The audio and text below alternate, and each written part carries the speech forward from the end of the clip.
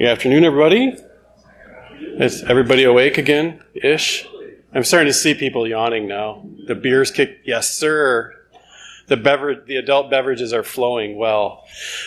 So this afternoon, John Fatten is here. He's going to talk a little bit about crypto mining and its explosion. But I had to tell him really quick that I have an interesting anecdote. I currently have 1.7 Bitcoin stored on a hard drive.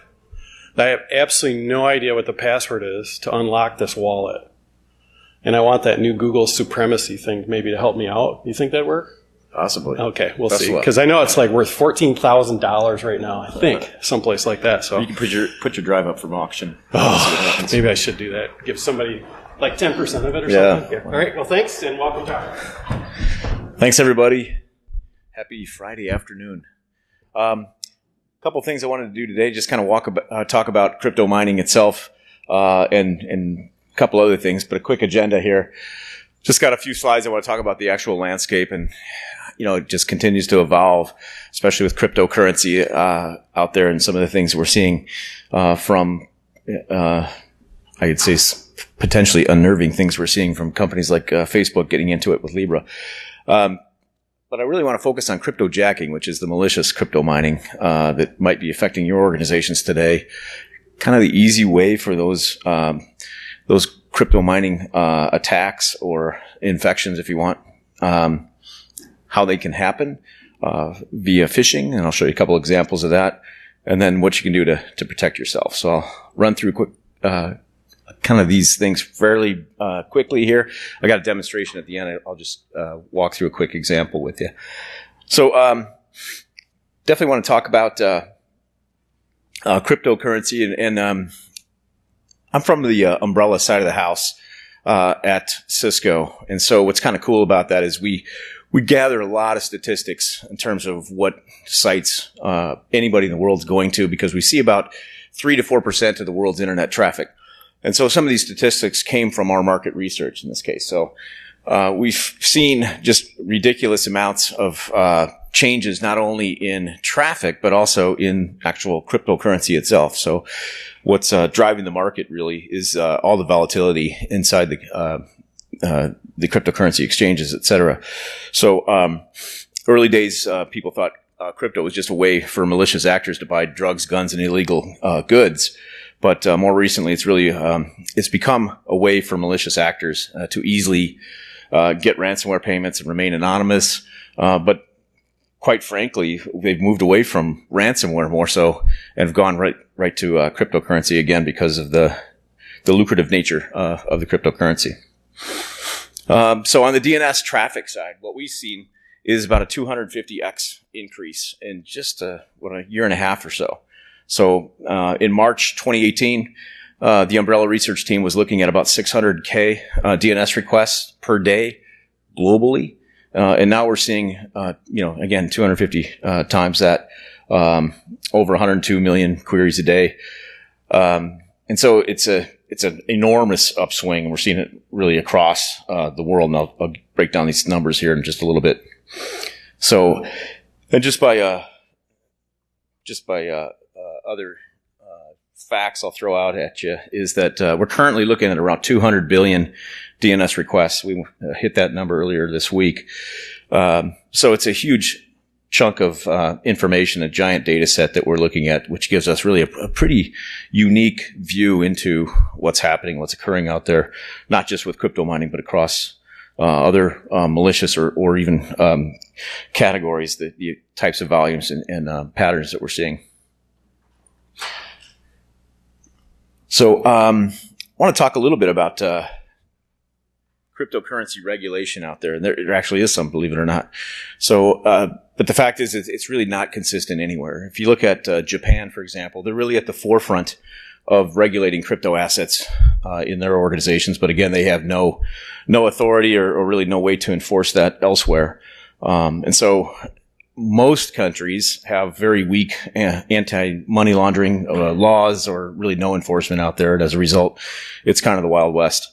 And so, due to the fact that there really is no FDIC or other types of international management or oversight of this, there's really little recourse for lost assets, for example. So, and so where there's money, there's criminals, right? So organizations or bad actors have kind of shifted towards this for really a lot of reasons. So they can steal crypto funds or essentially steal your assets to generate crypto funds. Other information that we looked at was sort of telling across North America this is really where the volume of crypto mining occurs, or traffic to crypto mining sites. And the U.S. here with 62% is obviously the world's leader. So our corporate users, really, the information behind this reveals that the majority of crypto mining obviously is from here, but it's followed by EMEA, which has around 6%, and then really the rest of the world is sort of equally distributed behind that.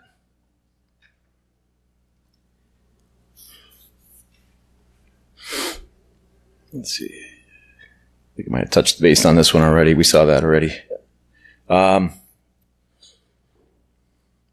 This is just specifically talking about malicious crypto mining. So if we look at crypto mining by itself, that's great. We can look at all that specific traffic and come up with some statistics around this. But we have a security category specifically for malicious crypto mining that we track. We look at the bad actors, the infrastructure of those actors, and through the same course of time, we saw a huge increase again in the malicious activity around crypto mining. And so we look at North America, obviously 62%, but then we look a little bit deeper in terms of industry, how that essentially slices out. For whatever reason, it's energy and utilities are showing us really the lion's share of that volume, followed by the other industries, but really all industries are somewhat affected. And so, again, we see all of that particular information. In this case, if we look at crypto mining by size, it doesn't really matter what size organization you're in. Unwanted crypto mining is really non-discriminatory. So in here, our research shows that malicious crypto mining is highly prevalent across the board. Pretty interesting to see that, medium-sized businesses, obviously, and I think a lot of that probably has to deal with the fact that they don't have as much in terms of resources as larger enterprises. And so that's essentially how those numbers are skewed.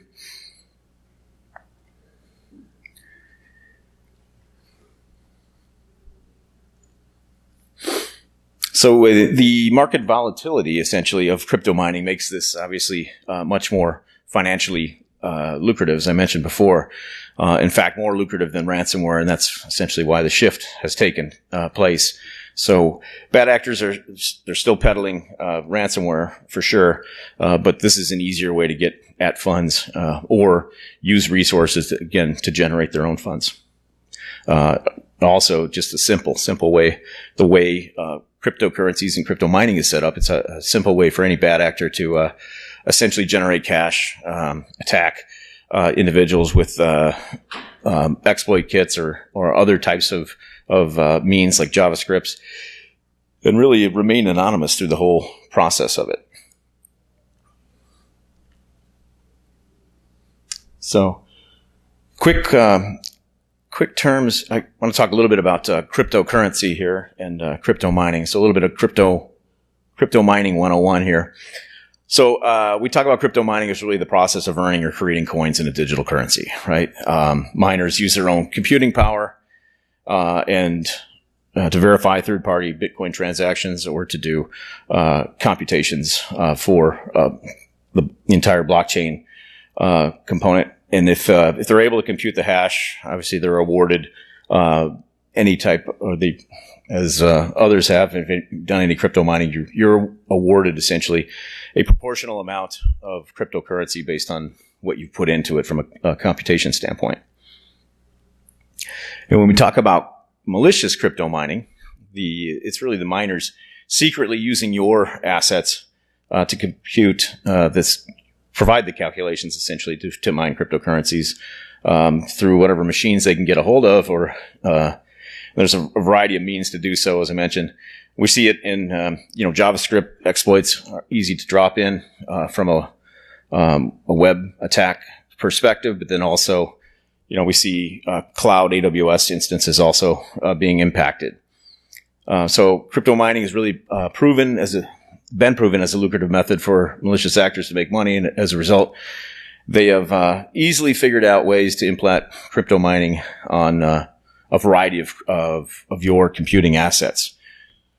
So this is probably not a surprise to anybody in here, but the impact of crypto mining, obviously, you can look at degraded performance if you have processes running while your employees are working on those assets, but certainly it does have an impact on those machines in varying amounts. Obviously, they want to stay hidden as well, so maybe, again, the smart ones essentially will regulate that themselves.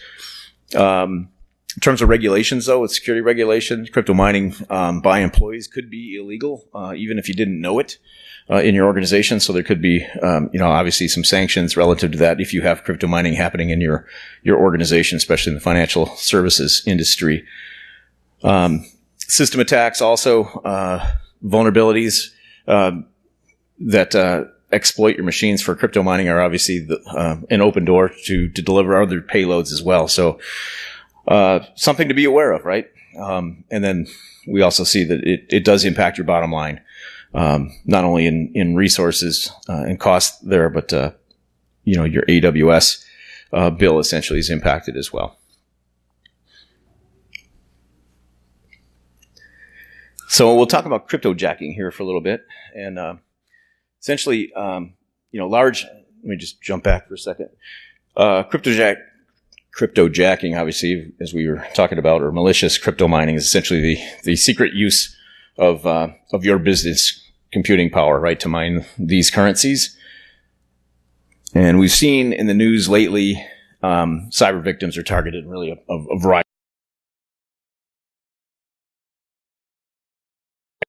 But essentially, all these form factors are at risk. And we see a lot of victims fall, or a lot of people fall victim to this because of just simple malicious injections in JavaScript. And I'll show you a quick example of that in just a moment here. So if it's coded properly, there's really no noticeable effect on a victim system, as I mentioned. But it's really super easy to fall victim to it, especially if we see it from a phishing perspective. This is an example of a JavaScript, and there's super easy to essentially infect a website if you wanted to, which makes it just super easy to exploit and distribute this. But essentially, in this case here, this is a script that will impact any visitor to a specific website here if it's running in here. It'll operate CoinHive in this case, so generate processing for crypto mining here. In this case, it also has some conditions, right? So only if the user is not on a mobile device, for example. So you've got more system resources there. It may be something that's harder to detect. And so why should you care, essentially? If we look at the web-based miners that essentially go away or cease after you leave that particular web page, perhaps not a big risk, and not a huge concern, but it's the ones that are more persistent that we want to talk about and block and find capabilities to prevent. All right, I want to talk about crypto phishing and the other attack vector here that's pretty easy to fall victim to, and I've got a quick couple slides here to kind of talk about distribution of this through Google Ads, in fact. So here's a quick example. If you take a look at the top, this one's looking at Monero, so a website that takes you to mymonero.com. You can take a look at the link in here. This is just a Google ad that's in here. The top one looks very much like the second ad below it, but the second one takes us to a slightly different website. I don't know if you can see the link in there. I'll explain a little bit more. And if we look at the websites themselves, the first one looks like this. You see at the very top, mymonero.com. And then if we go to the second one here, again with the asterisk over the O, you'll see, in fact, almost this exact same content. Right. So when you set up your Google ads, in this case, put your description in here, put your link in. On the right-hand side, put whatever description you wish. But when you have your ad redirect at the very bottom left, you can have it to go to whatever website you wish, right? So you think you're going to blockchain.info, essentially you're not.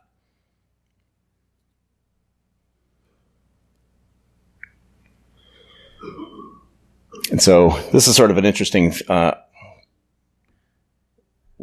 we see this quite a bit, really across the board, not just in crypto mining, but the use of puny code. If you take a look at that website up above, or the domain itself, looks and displays like blockchain.info. If you're looking at this on a cell phone, you don't have a whole lot of real estate, there's a good chance you might click on a web link that's in any type of a phishing type of attack, and you'll not notice that that's got essentially a acrylic character right above the I in chain. So how do you stop that, right? Those are things you can't really make your users more aware of puny code types of attacks, unless they had a magnifying glass they're carrying with them all the time. So here's how we can protect against that. So I'll talk a minute about Cisco Umbrella. I mentioned before that we see just tons of web traffic and information on a daily basis, right? So 200 billion requests goes into this giant data set that we build models around, and we look for different patterns, different characteristics of the actual malicious or bad actor infrastructure, right? And so it's pretty simple to deploy Umbrella. I'll talk about it today, and we'll walk through a quick example. But again, I mentioned before, on average, 180 now to 200 billion a day. Global distribution of that traffic really gives us the ability to look at all these different types of indicators. So in this case, we're looking at indicators which are a specific category. So we have a crypto mining category that's derived from a lot of different sources, which would include open source intelligence, infrastructure telemetry that we're looking at, hunting algorithms, partner relationships, etc. So all that information really gets added over time, where we make essentially a categorization to any domain based on, in this case, crypto mining. And I think maybe I'll just jump ahead and walk through a quick demo.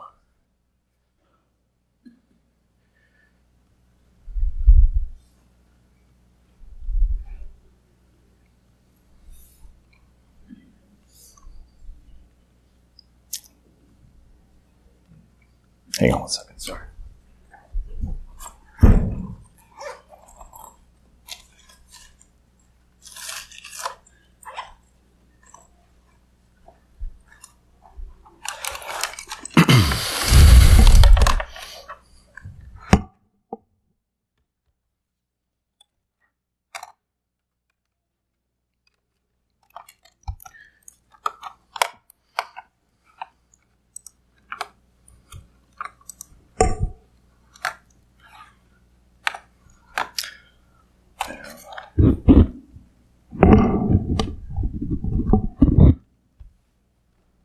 Sorry about that.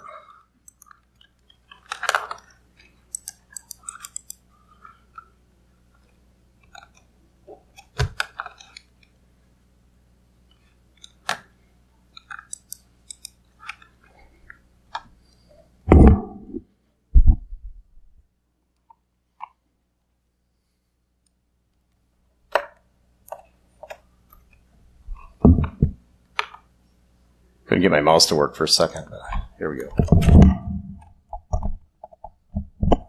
All right.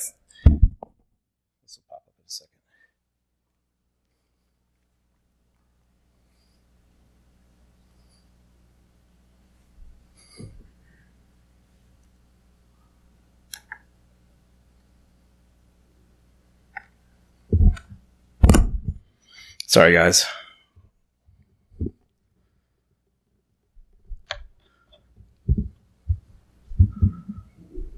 I can't display what I want to display. It's on my desktop, but it's not on here. So apologize for that.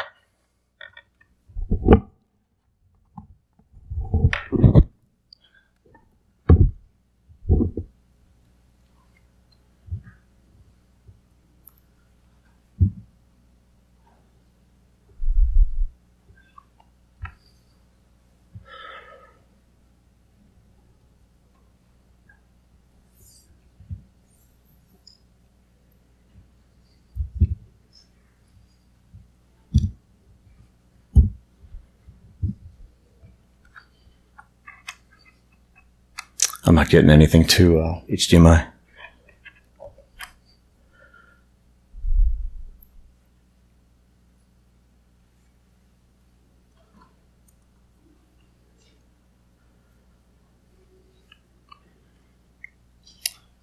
All right. Sorry?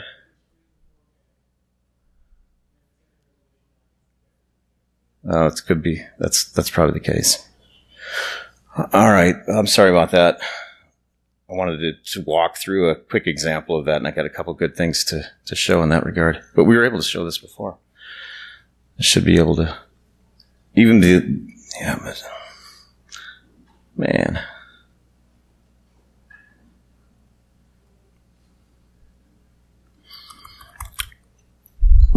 Best laid plans, I guess.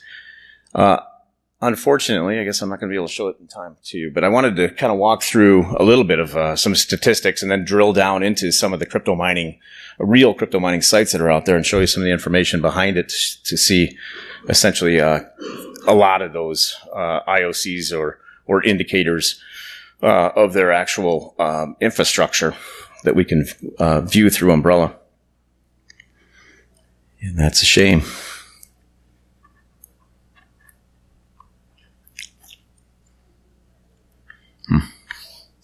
No dice.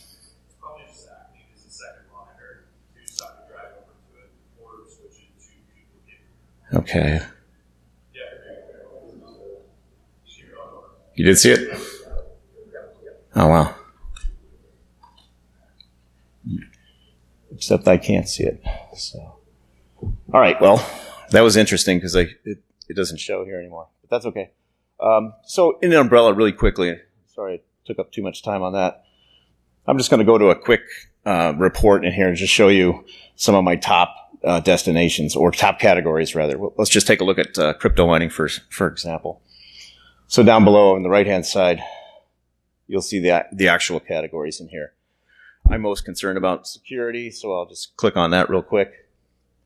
And then as we roll down, you'll see the different ones that are listed in here. So we have command and control, but here's crypto mining. So let's take a look at this.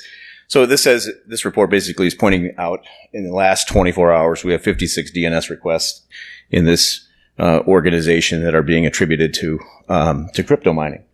So we can look at all that information. There's additional information from a chart perspective, a lot of graphs, et cetera. But then we could actually look at who's doing it from an identity standpoint, or what network, or what user. And then finally, we can get down and look at any of these actual examples. So in this case, we'll take a look at first one. Looks fine. So I'll grab this particular example. So this is going to show me a little information relative to what my global traffic, or what the global traffic across Umbrella is versus what's coming out of my organization. So hopefully, if I look at my percentage of the global traffic, it's a very low number. Otherwise, this would look like a targeted attack against my organization. But in this case, it's not, which is great, good news. But you can see when the actual requests were being made. If we see them in green, that means there are some DNS requests that are going out there that are not being blocked, which could be based on a particular policy that's not applied or not enforced. And then down below, we can look at additional information. So this particular, it's nanopool.org. We're blocking it for some users, but not all users. Right? And then if I wanted to, we can open up, investigate, and take a look at nanopool.org. So this is kind of cool. This shows us a lot of the intelligence behind Umbrella. We expose this in Investigate, which is either API or GUI driven. In this case, there's a benign score or security score that's out here. We go from 0 to 100, 100 being bad, 0 being good. This one does have a benign overall score in it, except it's been classified for crypto mining. So if you're blocking it in your policy, and you selected that, it will be blocked. In this case, there's information that shows us when did that particular domain or this website come on board. We can see over time, when it was registered originally, when we first saw it in the Umbrella world. So when did any of that traffic hit Umbrella? And then other information would be, all right, we noticed that we classified this at one point in time as potentially harmful. So there may have been samples that were submitted by other Cisco customers that show that there might be harmful, maybe not consistent, but once in a while, harmful data is being delivered from this website. And then ultimately, in May of 2018, we went further and categorized it as crypto mining because of known crypto mining, or again, intelligence we're getting. And then further down, you can see information relative to the actual DNS resolution in there. The IP address itself, is it fax fluxing? Those are all indicators that would drive up the score a little bit further. The who is information is all in there. So does that registrant have any other malicious websites or any other malicious infrastructure attributed to them? And then some geolocation as well. So this one is actually hosted in the U.S., but interestingly enough, there's 41% of the web traffic is coming from Turkey, and you can see a distribution of where the requests are coming from. Right, and then any associated samples that are submitted to Cisco Threat Grid are also exposed in here. And we can see what those samples are, what they're capable of doing. And then other information that you could also pivot on. So the ASN, this is basically showing us our TTL or our, whether it's fast fluxing. And then I'm just rolling down just a little bit further. There's other models in here that look for natural language and DGA capabilities. So if this was a domain-generated algorithm, which it is not, it would have a higher score relative to that, and then also drive up its propensity to be categorized as malicious. Right, and then some of these other domains, there's a number of them that have been spawned out here that we can see. We track all those, and anything that's associated with nanopool.org as a subdomain is listed out here. And co-occurrence is also an important piece, right? So any website that's been accessed within a few seconds prior or right after your subject domain, we call that a co-occurrence. So it's typically like a dropper site, or you're being redirected from some particular site. So many times you'll find if you were to open up any of these items in here, like minergate.com, it may also be categorized. In this case, it's potentially unwanted. It's got a good security rank, so it may or may not be categorized in this case. But that's kind of the key there. So we can drill down and look at some of those components. In terms of a policy, very easy to install a policy and have it apply to any network or any user in your organization using Umbrella. Crypto mining is a security category we have in there. It's probably been in the product for about 2 years. And then, we just have all the models that continue to go through that data set on a daily basis to continue to upgrade as accurately as possibly really all the different crypto mining sites out there. And with that, I'm finished. I'll conclude. So, any questions so far? Sorry, it took me a while to get moving around here. It's really, never saw that happen before. But in any case, question? Sure.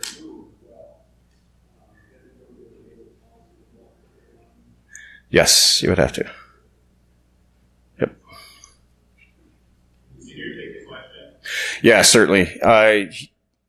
besides the commercial version at work of Umbrella, the question was, if you're using OpenDNS at home, can you also block on crypto mining by updating or editing the policy? And the answer was yes.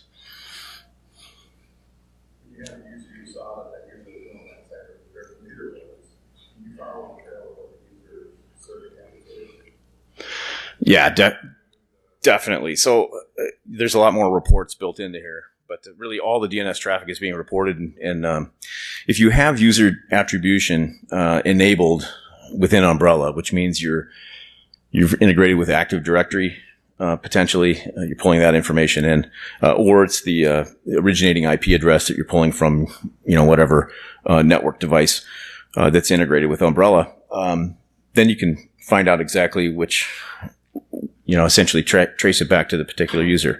Then you look at that identity or that IP address and identify, what other traffic in a week or a day or in a month's period has that individual gone to. So there's a lot of ways to spin that information. And all the reports can be scheduled to be delivered to your email, generated, or you can export any report out.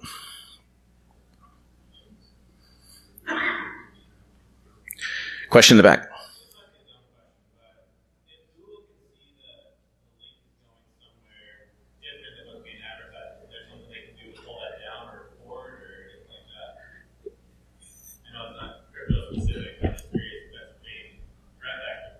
Oh, can they make the adjustment? Are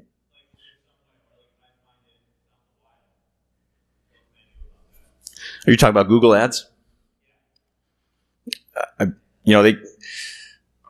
Quite frankly, you could put whatever you want to from a domain perspective in that Google ad, right? Your ad can redirect to anything, essentially.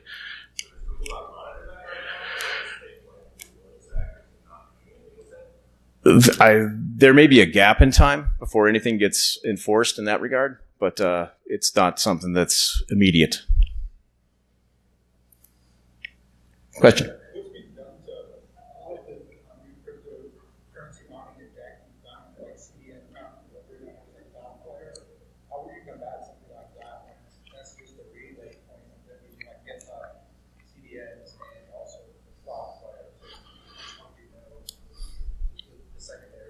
That's a limitation. So what we're talking about here is just on the DNS side itself.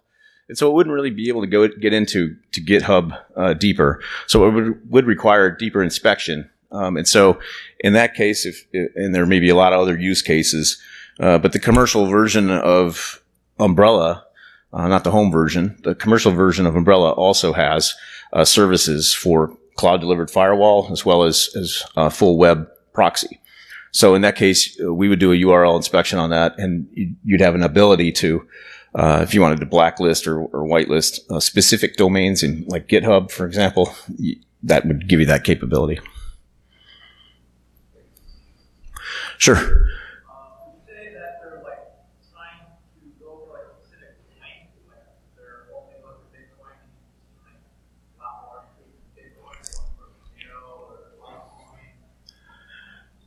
I don't have the statistics on that, but we do have the destinations. I'm sure we can pull that information together pretty easily.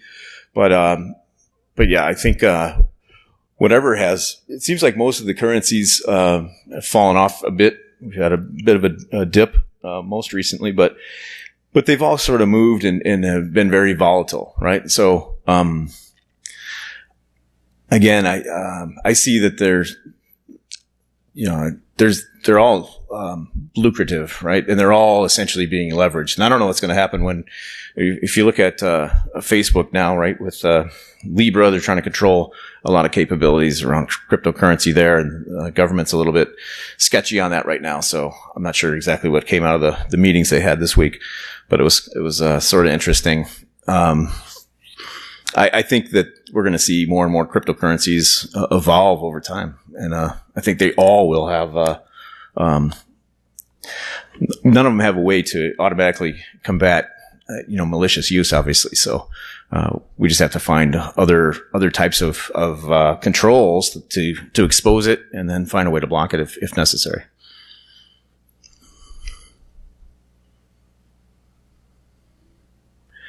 Question in the back. This is a bit of an odd question. Being that this is essentially distracting people because they're making so much money doing this is distracting bad actors from doing things that might actually cause more harm to a system. Is this something that is, I don't want to say an overall, is it a good thing that more bad actors are moving toward crypto mining instead of actually trying to hack your system? Well, I would argue that they are hacking your system if you're dropping any type of code on a machine and allowing that machine or taking over the resources of that machine. Today it's crypto mining. Tomorrow it's going to be something else, right? Well, with browser-based stuff, they're not installing anything. Right, exactly.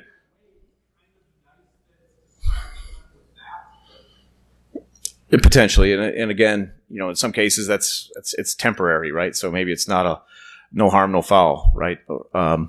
But again, it's good to expose it, right? To be able to see what's happening on your or in your environment from a variety of reasons. We just looked at crypto mining. There's obviously, if I see command and control, and there was a pretty good number of command and control communication attempts being blocked there, right? That just tells me that we've been owned, or that machine's been owned at some point in time. It can't communicate anymore, but I need to know what to go fix in my environment.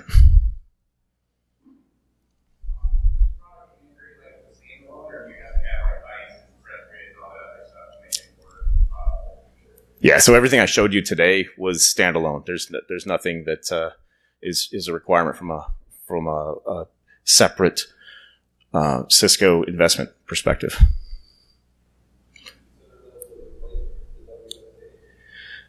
Potentially, right? So we look at, I would just, if you look at content filtering yourself, and depending on how you're doing any content analysis or blocking today, it may or may not, depending on the use case, if we're looking at just specific things in here. So for example,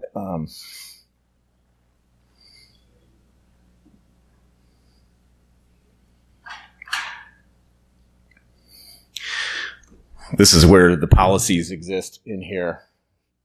This one has just DNS policies. That's all we're dealing with today, as opposed to like web policies.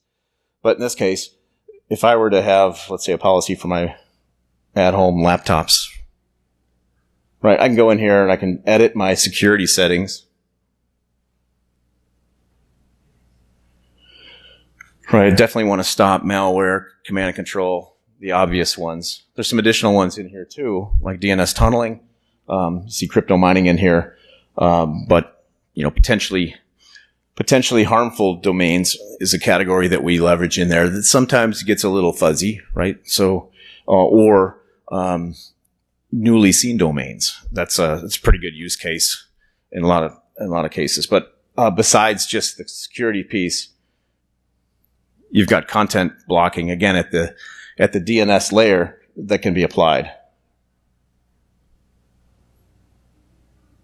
Right, so about 100 different categories, and this is consistent across Cisco, but these categories essentially can be identified. So whatever that categorization, we pull a lot of information in automatically from Cisco Talus relative to categorization and web reputation inside of Umbrella.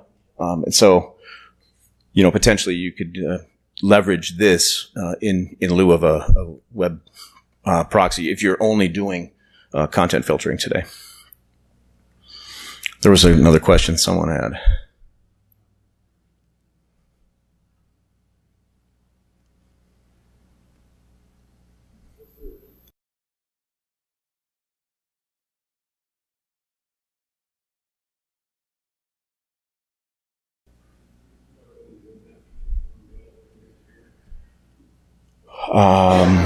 Is this being recorded?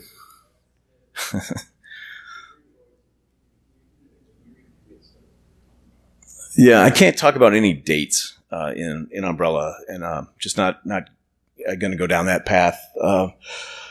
In terms of what we're building out, essentially, is really a capability for our secure internet gateway, right, across all of the 30 Umbrella data centers globally, to make it really easy for you to expand the services beyond just DNS services in here to other areas, like Cloud Firewall, for example. We also have CASB services that are in here, have already been added to Umbrella. So, for example, there's a report in here for application discovery, really looking at all your SaaS-based applications in Umbrella. What applications that are unsanctioned are your users going to anywhere, right? And so we can see that information. You can categorize those applications and block either the category or specific applications. So yeah, I'll briefly show that. There's a report here, simply called App Discovery. This is, you should be able to turn that on if you don't have it. It's part of a package in Umbrella. We call that the Insights package. So if you have that, you own this particular. Okay. Gotcha. So this is telling me that I've got a bunch of different applications, and we show various degrees of risk associated with that. In this case, I've got 13 different anonymizer applications that I probably need to look at. So I can drill down into this a little bit, find some information about the actual application itself. This one has a very high security. We use a combination of the business risk. We pull in information from Dun & Bradstreet and other sources to assess this. And then also, we're looking at a usage risk. How often is this being used? How many users are going to this particular application on a regular basis? And then, what do you want to do about it, right? So I can go in here and drive towards my policies and do a block of, again, this category or either all anonymizers or specific ones.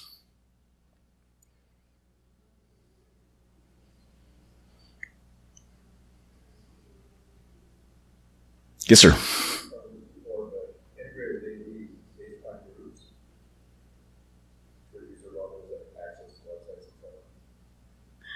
Yeah, definitely. So you can apply policies to groups or AD users, essentially. I think that is the question. Question is about applying policy to AD groups. And so when you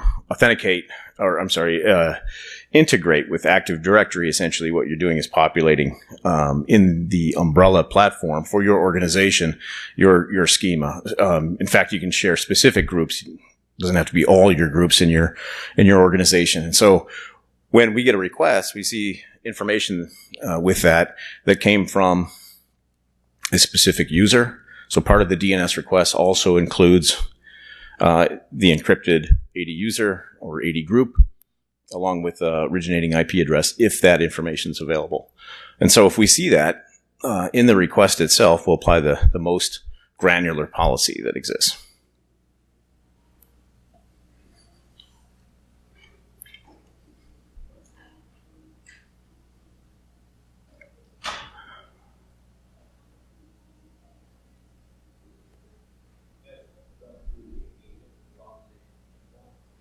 Yeah, so the agent does more than just intercept your DNS request and route it to Umbrella. But the key thing there is that we do have a roaming client that we install. It's also part of AnyConnect. The key use case there is obviously that your most infected machines are happening when they leave your four walls, right? They're going home, they're going to Starbucks, whatever. They're clicking on puny code links on a website someplace, and now they're infected. So we want to make sure that when you leave a protected network, now you have got the capability where all of the DNS requests are going to be intercepted and directed towards Umbrella. So along with that, it also packages via an eDNS component is added onto that, which would include, again, the IP address or the username if it's available. Last login essentially is technically what is provided.